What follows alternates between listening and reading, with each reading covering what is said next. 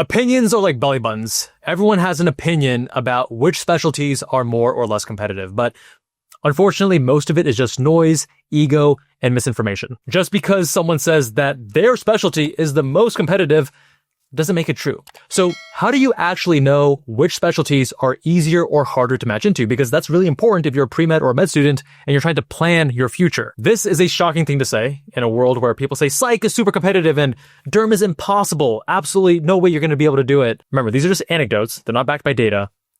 Competitiveness is not about what feels hard. It's about the actual measurable trends backed by hard official data from the NRMP, the National Resident Matching Program, the organization that actually helps you match into a specialty for residency. So to assess how competitive or not competitive a specialty is, you have to look at multiple factors, not just one of them, but things like match rate, your step scores, research output, AOA status, and top 40 NIH funding, which means how competitive was that medical school in the first place, which is not a very strong indicator, the same way that AOA is not very strong because so many medical schools don't even have an AOA chapter. So you can find all these data points in one single place for every single year over the last 10 years across all specialties in the NRMP match at specialtyrank.com.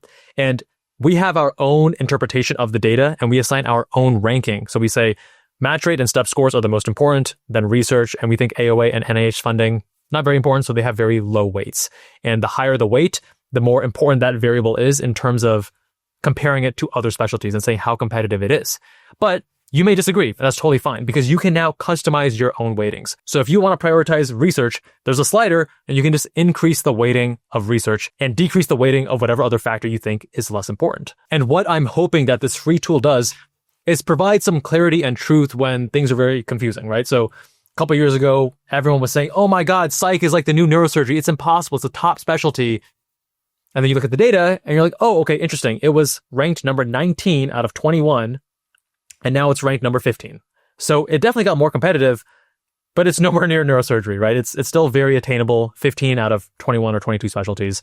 And then a year or two after that, it actually bumped back down to 18. And this may not seem like a big deal, but if you were the pre-med or the med student who was looking to match into psychiatry and you heard that it's now this unattainable thing, that's going to be very stressful. That's going to influence the decisions you make, how hard you're grinding at school, your lifestyle, your work-life balance, all those things. And now, next time you hear about psych or whatever other specialty, you can go to specialtyrank.com, look at the data yourself, and have an overall picture as to how competitive or not competitive your specialty of interest is. Check it out at specialtyrank.com and let us know in the comments what surprised you most about the rankings. Much love, and I'll see you in that next one.